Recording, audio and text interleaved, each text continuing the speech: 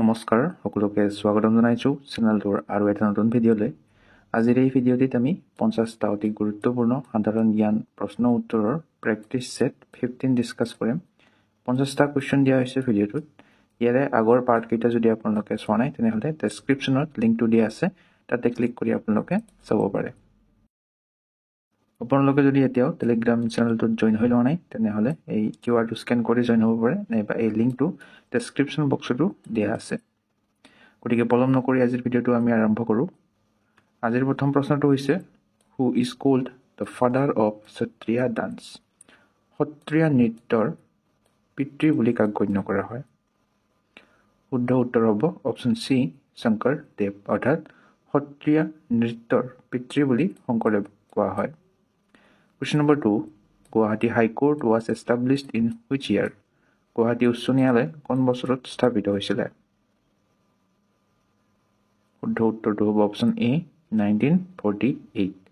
1948 চনত এই গুৱাহাটী উচ্চ ন্যায়ালয়খন স্থাপিত হৈছিলে। ইয়াৰ ইম্পৰ্টেণ্ট পইণ্টখিনি যদি চাওঁ, এই গুৱাহাটী হাইকোৰ্টখনক প্ৰথমতে হাইকোৰ্ট অফ আছাম বুলিও কোৱা হৈছিলে, যিখন 1948 চনৰ 5 এপ্ৰিল তাৰিখে স্থাপন হৈছিলে। আৰু ইয়াক ইনগুৰেট কোনে কৰিছিলে? H.J. কানিয়াই ইনগুৰেশ্যন কৰিছিলে। তেওঁ সেই সময়ৰ চিফ জাষ্টিচ আছিলে। Question number 3. Who was the founder of the প্ৰাৰ্থনা সমাজ? প্ৰাৰ্থনা সমাজৰ প্ৰতিষ্ঠাপক কোন আছিলে? দয়ানন্দ সৰস্বতী, আত্মাৰাম পাণ্ডুৰাং, ৰাজা ৰামমোহন ৰায় নে জ্যোতিৰাও ফুলে? শুদ্ধ উত্তৰটো হ'ব অপশ্যন বি, আত্মাৰাম পাণ্ডুৰাং, অৰ্থাৎ প্ৰাৰ্থনা সমাজৰ প্ৰতিষ্ঠাপকজনৰ নাম হৈছে আত্মাৰাম পাণ্ডুৰাং। প্ৰাৰ্থনা সমাজ কেতিয়া ফাউণ্ড কৰা হৈছিলে? 1867 চনৰ 31 মাৰ্চত আত্মাৰাম পাণ্ডুৰাঙে প্ৰাৰ্থনা সমাজখন স্থাপন কৰিছিলে। Question number 4. From which book is the phrase Satyameva Jayate taken? Satyameva Jayate এই বাক্যাংশটো কোনখন গ্ৰন্থৰ পৰা লোৱা হৈছে? অপশ্যনকেইটাৰ ভিতৰত শুদ্ধ উত্তৰটো হয় অপশ্যন বি, মুণ্ডকা উপনিষদ, অৰ্থাৎ এই মুণ্ডক উপনিষদৰ পৰা সত্যমেৱ জয়তে এই বাক্যটো লোৱা হৈছে। আৰু এই সত্যমেৱ জয়তেটো হৈছে ভাৰতৰ জাতীয় মূলমন্ত্ৰ, আৰু ইয়াৰ অৰ্থটো কি? কেৱল সত্যই জয়ী হয়। Question number 5. Namdapha national park is situated in which north eastern state? Namdapha ৰাষ্ট্ৰীয় উদ্যান উত্তৰ পূবৰ কোনখন ৰাজ্যত অৱস্থিত? শুদ্ধ উত্তৰটো হ'ব অপশ্যন ডি, অৰুণাচল প্ৰদেশ। অৰুণাচল প্ৰদেশত এই নামদফা ৰাষ্ট্ৰীয় উদ্যানখন অৱস্থিত। আৰু এই নামদফা ৰাষ্ট্ৰীয় উদ্যানখন নৰ্থ ইষ্ট অৰ্থাৎ উত্তৰ পূবৰ ভিতৰতে আটাইতকৈ ডাঙৰ ৰাষ্ট্ৰীয় উদ্যান বা largest national park. Question number 6. Assam Sarva Shiksha Abhiyan was founded in which year? Assam Sarva Shiksha Abhiyan কোন বছৰত প্ৰতিষ্ঠা হৈছিলে? শুদ্ধ উত্তৰটো হ'ব অপশ্যন চি, 2001, অৰ্থাৎ 2001 চনত অসম সৰ্বশিক্ষা অভিযান প্ৰতিষ্ঠা হৈছিলে। কুৱেশ্যন নম্বৰ 7টো হৈছে who was the first women martyr of Assam? অসমৰ প্ৰথম মহিলা শ্বহীদ কোন আছিলে? শুদ্ধ উত্তৰটো হ'ব অপশ্যন বি, মংৰি অৰাং, অৰ্থাৎ অসমৰ প্ৰথম মহিলা শ্বহীদ আছিলে মংৰি অৰাং। চাওক, first women martyr of Assam is also' known as female martyr of India's freedom movement, অৰ্থাৎ ভাৰতীয় স্বাধীনতা আন্দোলনৰ প্ৰথম মহিলা শ্বহীদ, তেওঁৰ নাম হৈছে মংৰি অৰাং। তেওঁক মালতী মেম বুলিও কোৱা হয়। আপোনালোকে দুয়োটা নামে মনত ৰাখিব, মংৰি অৰাং নাইবা Malati Mem. Question number 8. What was the name of the field where Joymoti was killed? Sati জয়মতীক হত্যা কৰা পথাৰখনৰ নাম কি আছিলে? শুদ্ধ উত্তৰটো হ'ব অপশ্যন ডি, জেৰেঙা পথাৰ, অৰ্থাৎ সতী জয়মতীক যিখন পথাৰত হত্যা কৰা হৈছিল সেই পথাৰখনৰ নাম আছিলে Jerenga Pathar. Question number 9. Who was the contemporary of Bhaskar Varman? অৰ্থাৎ তলত দিয়া কোনজন ভাস্কৰ বৰ্মনৰ সমসাময়িক আছিলে? শুদ্ধ উত্তৰটো হ'ব অপশ্যন বি, হৰ্ষ বৰ্ধন, অৰ্থাৎ ভাস্কৰ বৰ্মনৰ সমসাময়িক আছিলে Harsha Vardhan. Question number 10. Who is popularly known as Ekhut Kakaideu? জনপ্ৰিয়ভাৱে এখুত ককাইদেউ নামেৰে কাক জনা যায়? অপশ্যনকেইটাৰ ভিতৰত শুদ্ধ উত্তৰটো হ'ব অপশ্যন চি, নৱকান্ত বৰুৱা। নৱকান্ত বৰুৱাক এখুত ককাইদেউ নামেৰে জনা যায়। কুৱেশ্যন নম্বৰ 11টো হৈছে who is recognized as the pioneer of the feminist movement in Assam? অসমত নাৰী আন্দোলনৰ পথ প্ৰদৰ্শক হিচাপে কাক জনা যায়? শুদ্ধ উত্তৰটো হ'ব অপশ্যন এ চন্দ্ৰপ্ৰভা শইকীয়ানী। অৰ্থাৎ অসমৰ নাৰী আন্দোলনৰ পথ প্ৰদৰ্শক হিচাপে আমি চন্দ্ৰপ্ৰভা শইকীয়ানীক জানো। Question number 12. In which year was the foundation stone of new Ram Mandir laid? কোন চনত নতুন ৰাম মন্দিৰৰ আধাৰশিলা স্থাপন কৰা হৈছিলে? ইম্পৰ্টেণ্ট হয় প্ৰশ্নটো। Question number 13. Ram Mandir is situated on the bank of which river? Ram মন্দিৰটো কোনখন নদীৰ পাৰত অৱস্থিত? গংগা, সৰজু, যমুনা নে নৰ্মদা? শুদ্ধ উত্তৰটো হ'ব অপশ্যন বি সৰিয়ু। অৰ্থাৎ ৰাম মন্দিৰটো এই সৰিয়ু নদীটোৰ পাৰত অৱস্থিত। Question number 14. Famous Indian dancer Birju Maharaj is related to which dance form? ভাৰতৰ বিখ্যাত নৃত্যশিল্পী বিৰজু মহাৰাজ কোনটো নৃত্যৰ সৈতে জড়িত? শুদ্ধ উত্তৰটো হ'ব অপশ্যন এ কথক। অৰ্থাৎ ভাৰতৰ বিখ্যাত নৃত্যশিল্পী বিৰজু মহাৰাজ কথক নৃত্যৰ সৈতে জড়িত। Question number 15. Mount Manipur is a national park located in which union territory? Mount Manipur এই ৰাষ্ট্ৰীয় উদ্যানখন কোনখন কেন্দ্ৰীয় শাসিত অঞ্চলত অৱস্থিত? শুদ্ধ উত্তৰটো হ'ব option D Andaman and Nicobar island. Andaman আৰু নিকোবৰ দ্বীপ এই কেন্দ্ৰীয় শাসিত অঞ্চলখনত মাউণ্ট মণিপুৰ ৰাষ্ট্ৰীয় উদ্যানখন অৱস্থিত। Question number 16. Who wrote the book কথা গীতা? কথা গীতা এই পুথিখন কোনে ৰচনা কৰিছিলে? শুদ্ধ উত্তৰটো হ'ব অপশ্যন এ ভট্টদেৱা। অৰ্থাৎ কথা গীতা এই পুথিখন ভট্টদেৱে ৰচনা কৰিছিলে। Question number 17. Who translated the Bible into Assamese? অৰ্থাৎ এই বাইবেলখন কোনে অসমীয়ালৈ অনুবাদ কৰিছিলে? শুদ্ধ উত্তৰটো হ'ব অপশ্যন চি আত্মাৰাম শৰ্মা। অৰ্থাৎ বাইবেলখন আত্মাৰাম শৰ্মাই অসমীয়ালৈ অনুবাদ কৰিছিলে। Question number 18. Who was the architect of the famous Bhoodan movement? বিখ্যাত ভূদান আন্দোলনৰ স্থপতি কোন আছিলে? শুদ্ধ উত্তৰটো হ'ব অপশ্যন বি আচাৰ্য বিনয়া ভাবে। অৰ্থাৎ বিখ্যাত এই ভূদান আন্দোলনৰ স্থপতিজনৰ নাম আছিলে আচাৰ্য বিনোৱা ভাবে। Question number 19. The Chauri Chaura incident in 1922 occurred during which movement? 1922 চনত হোৱা কোনটো আন্দোলনৰ সময়ত চৌৰি চৌৰা কাণ্ড সংঘটিত হৈছিলে? শুদ্ধ উত্তৰটো হ'ব অপশ্যন এ নন কোপাৰেশ্যন মুভমেণ্ট। অৰ্থাৎ অসহযোগ আন্দোলনৰ সময়ত এই চৌৰি চৌৰাৰ ঘটনাটো সংঘটিত হৈছিলে।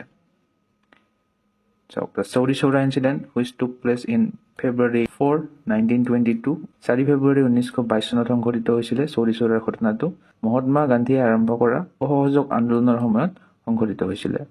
Question number 20. In which year was নীতি আয়োগ formed? কোন বছৰত নীতি আয়োগ গঠন হৈছিলে? এইটো প্ৰশ্ন আগতেও ডিছকাছ কৰা হৈছে। শুদ্ধ উত্তৰটো হ'ব অপশ্যন বি 2015 2015 চনত নীতি আয়োগ গঠন হৈছিলে। নীতি আয়োগ 2015 চনৰ 1 জানুৱাৰী তাৰিখে গঠন হৈছিলে। Question number 21. Who appoints the chairman of UPSC? UPSCৰ অধ্যক্ষ কোনে নিযুক্তি দিয়ে? প্ৰধানমন্ত্ৰীয়ে দিয়ে, ৰাষ্ট্ৰপতিয়ে দিয়ে, ভাৰতৰ মুখ্য ন্যায়াধীশে দিয়ে নে সংসদে দিয়ে? শুদ্ধ উত্তৰটো হ'ব অপশ্যন বি প্ৰেচিডেণ্ট। অৰ্থাৎ ভাৰতৰ ৰাষ্ট্ৰপতিয়ে UPSCৰ অধ্যক্ষক নিযুক্তি দিয়ে। Question number 22. What is the name of the first peasant uprising in Assam against the British? অৰ্থাৎ অসমত ইংৰাজৰ বিৰুদ্ধে হোৱা প্ৰথম কৃষক বিদ্ৰোহটোৰ নাম কি আছিলে? শুদ্ধ উত্তৰটো হ'ব অপশ্যন ডি ফুলাগুৰি আপৰাইজিং। অৰ্থাৎ অসমত হোৱা ইংৰাজৰ বিৰুদ্ধে প্ৰথম কৃষক বিদ্ৰোহটোৰ নাম আছিলে ফুলগুৰি বিদ্ৰোহ। ইয়াক ফুলগুৰি থেৱা বুলিও কোৱা হয়। Question number 22. মূলা গাভৰু ডাইট ফাইটিং এগেইনষ্ট হুম? কাৰ বিৰুদ্ধে যুঁজ কৰি মূলা গাভৰুৰ মৃত্যু হয়? শুদ্ধ উত্তৰটো হ'ব অপশ্যন চি তুৰবাগ। অৰ্থাৎ এই তুৰবাগৰ বিৰুদ্ধে যুঁজ কৰি মূলা গাভৰুৰ মৃত্যু হয়। 1532 চনত বংগৰ চুলতানে পঠোৱা আক্ৰমণকাৰী তুৰবাগৰ বিৰুদ্ধে যুঁজি মূলা গাভৰুৰ মৃত্যু হয়। Question number 24. Who directed the Assamese movie doctor Bezbaruah? Asomiya cinema বা অসমীয়া ফিল্ম ডক্টৰ বেজবৰুৱাখন কোনে পৰিচালনা কৰিছিলে? শুদ্ধ উত্তৰটো হ'ব অপশ্যন বি ব্ৰজেন বৰুৱা। ব্ৰজেন বৰুৱাই অসমীয়া চিনেমা ডক্টৰ বেজবৰুৱাখন পৰিচালনা কৰিছিলে।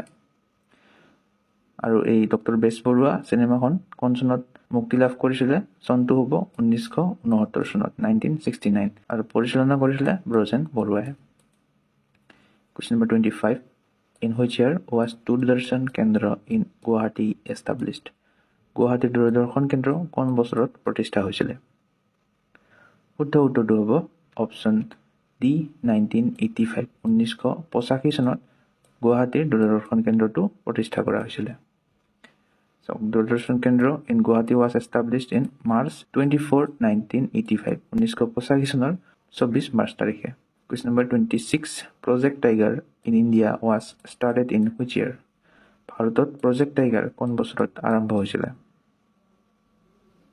শুদ্ধ উত্তৰটো হ'ব অপচন সি 1973 1973 চনত ভাৰতত Project Tiger আৰম্ভ হৈছিলে Question number 27 Which agreement was signed at the end of the India-Pakistan War 1971 1971 চনৰ ভাৰত-পাকিস্তান যুদ্ধৰ অন্তত কোনখন চুক্তি স্বাক্ষৰিত হৈছিলে শুদ্ধ উত্তৰটো হ'ব অপচন সি চিমলা এগ্ৰিমেণ্ট অৰ্থাৎ 1971 চনত ভাৰত-পাকিস্তান যুদ্ধৰ অন্তত এই চিমলা চুক্তি স্বাক্ষৰিত হৈছিলে Question number 28 is India won its first Olympic hockey gold in which year ভাৰতে অলিম্পিক হকীত প্ৰথম স্বৰ্ণ পদক কোন বছৰত জয় কৰিছিলে শুদ্ধ উত্তৰটো হ'ব অপচন বি 1928 1928 চনত ভাৰতে প্ৰথমটো স্বৰ্ণ পদক লাভ কৰিছিলে হকী খেলত ভাৰতে প্ৰথমটো হকীৰ গোল্ড মেডেল লাভ কৰিছিলে 1928 চনত এট আমষ্টাৰডাম অলিম্পিকত আমষ্টাৰডামত হোৱা এই অলিম্পিকত তেওঁলোকে সোণৰ পদক লাভ কৰিছিলে আৰু এই বৰ্তমানলৈকে 2025 চনলৈকে ভাৰতে টোটেল অলিম্পিক খেলত হকীত 8টা সোণৰ পদক লাভ কৰিবলৈ সক্ষম হৈছে Question number 29 Kuchipudi is a classical dance from which state Kuchipudi কোনখন ৰাজ্যৰ শাস্ত্ৰীয় নৃত্য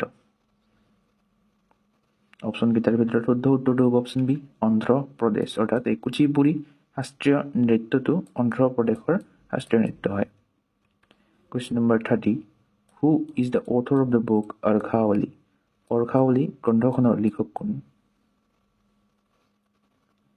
এই অপচন চাৰিটাৰ ভিতৰত শুদ্ধ উত্তৰটো হয় অপচন এ বেণুধৰ শৰ্মা অৰ্থাৎ অৰ্ঘাৱলী এই গ্ৰন্থখনৰ লেখক হৈছে Benudhar Sharma Question number 31 Who is the current president of Assam Sahitya Sabha Assam সাহিত্য সভাৰ বৰ্তমান সভাপতি কোন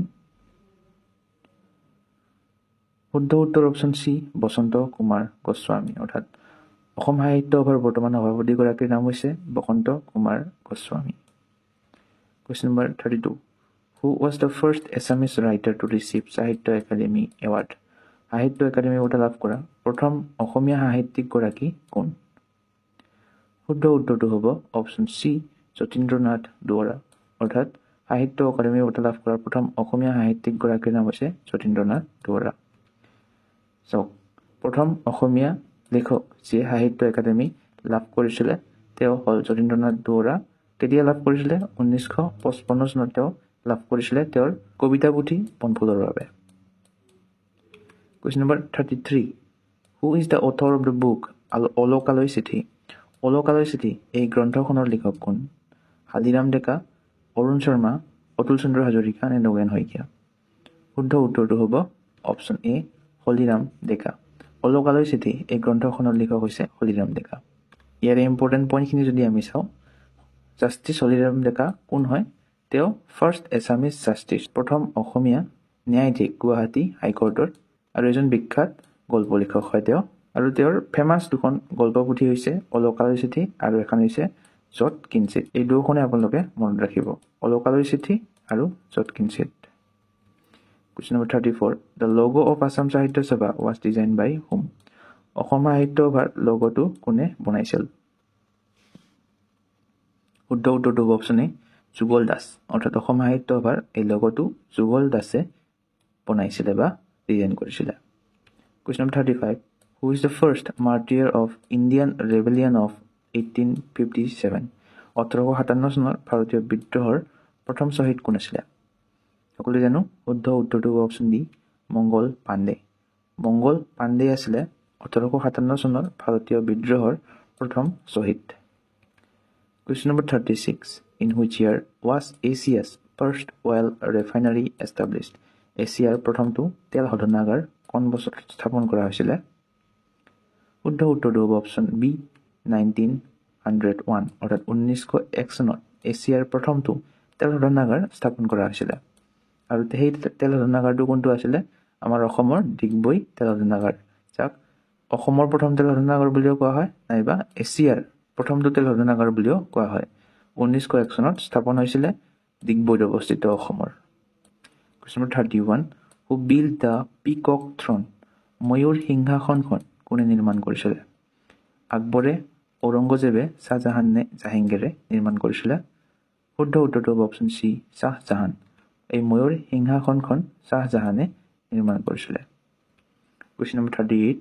In which year was Kushal Konwar hanged? কুশল কোঁৱৰক কোন বছৰত ফাঁচি দিয়া হৈছিলে? এই অপশ্যন চাৰিটাৰ ভিতৰত শুদ্ধ উত্তৰটো হ'ব অপশ্যন চি 1943। 1943 চনত কুশল কোঁৱৰক ফাঁচি দিয়া হৈছিলে।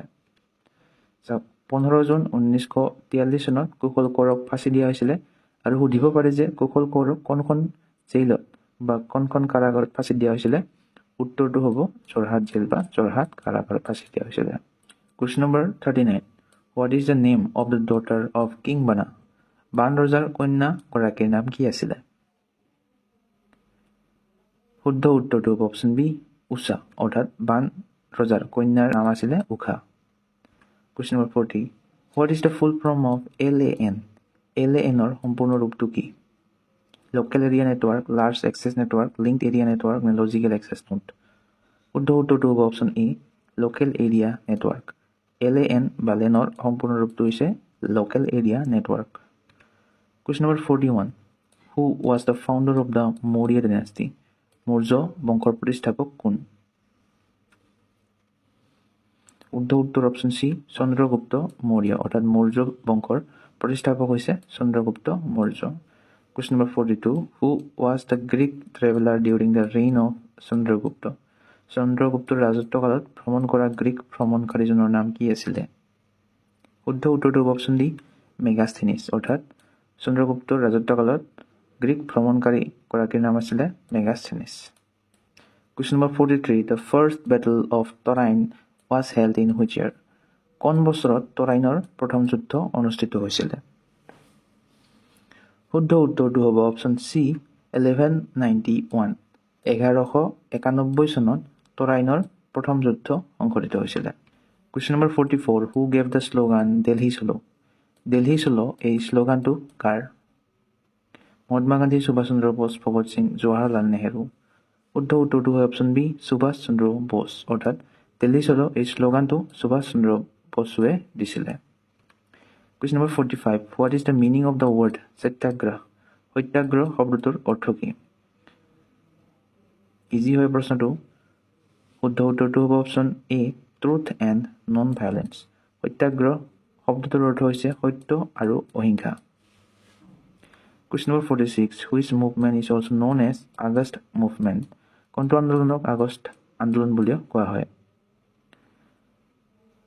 শুদ্ধ উত্তৰটো হ'ব option B quit India movement. ভাৰত ত্যাগ আন্দোলনটোক আগষ্ট মুভমেণ্ট বুলিও কোৱা হয় বা আগষ্ট আন্দোলন বুলিও কোৱা হয়। কিয় কোৱা হয়? আগষ্ট মাহত হোৱা বাবে এই আন্দোলনটোক আগষ্ট মুভমেণ্ট বা আগষ্ট ক্ৰান্তি মুভমেণ্ট বুলিও কোৱা হয়। মহাত্মা গান্ধীয়ে ইয়াক আৰম্ভ কৰিছিলে 1942 চনৰ 8 আগষ্ট তাৰিখে ব্ৰিটিছ ৰুল বা ব্ৰিটিছ শাসন ভাৰতৰ পৰা শেষ কৰিবৰ বাবে। Question number 47. In which year was the Battle of Panipat held? কোন বছৰত পানিপথৰ যুদ্ধ হৈছিলে?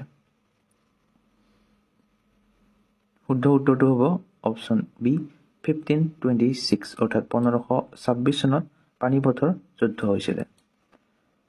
চাওক, ফাৰ্ষ্ট বেটেল অফ পানিপথ, পানিপথৰ প্ৰথম যুদ্ধটো 1526 চনৰ 21 এপ্ৰিলত হৈছিলে সংঘটিত। বাবৰ আৰু লোডি সাম্ৰাজ্যৰ মাজত সংঘটিত হৈছিলে। Question number 48. Who wrote the book Cricket My Style? Cricket my style এই কিতাপখন কোনে লিখিছিলে? অপশ্যনকেইটাৰ ভিতৰত শুদ্ধ উত্তৰটো হয় অপশ্যন চি কপিল দেৱ। কপিল দেৱে এই ক্ৰিকেট মাই ষ্টাইল নামৰ কিতাপখন লিখি উলিয়াইছিলে। Question number 49. How many high courts are there in India? ভাৰতত বৰ্তমান কিমানখন উচ্চ ন্যায়ালয় আছে? ইম্পৰ্টেণ্ট হয় প্ৰশ্নটো। শুদ্ধ উত্তৰটো হ'ব অপশ্যন চি 25। ভাৰতত বৰ্তমান উচ্চ ন্যায়ালয়ৰ সংখ্যা হৈছে 25খন। Question number 50. Indian Forest Research Institute is located in which city? ভাৰতীয় বন গৱেষণা প্ৰতিষ্ঠান ক'ত অৱস্থিত? শুদ্ধ উত্তৰটো হ'ব অপশ্যন বি দেৰাদুন। ভাৰতীয় বন গৱেষণা প্ৰতিষ্ঠান বা ইণ্ডিয়ান ফৰেষ্ট ৰিচাৰ্চ ইনষ্টিটিউটখন দেৰাদুনত অৱস্থিত। আজিৰ ভিডিঅ'টোৰ প্ৰশ্নটো হৈছে who was the first women to receive Bharat Ratna award? Bharat Ratna বঁটা লাভ কৰা প্ৰথম মহিলা কোন আছিলে? এই অপশ্যন চাৰিটাৰ ভিতৰত কোনটো শুদ্ধ হয় আপোনালোকে কমেণ্ট কৰি জনাব। আজিৰ ভিডিঅ'টোত এইকেইটাই প্ৰশ্ন আছিলে। ভিডিঅ'টো চাই কেনে পালে এবাৰ কমেণ্ট ছেকশ্যনত জনাব আৰু ভিডিঅ'টো যদি চাই ভাল লাগে প্লিজ এটলিষ্ট এটা লাইক কৰি দিব। আজিলৈ ইমানেই, ধন্যবাদ।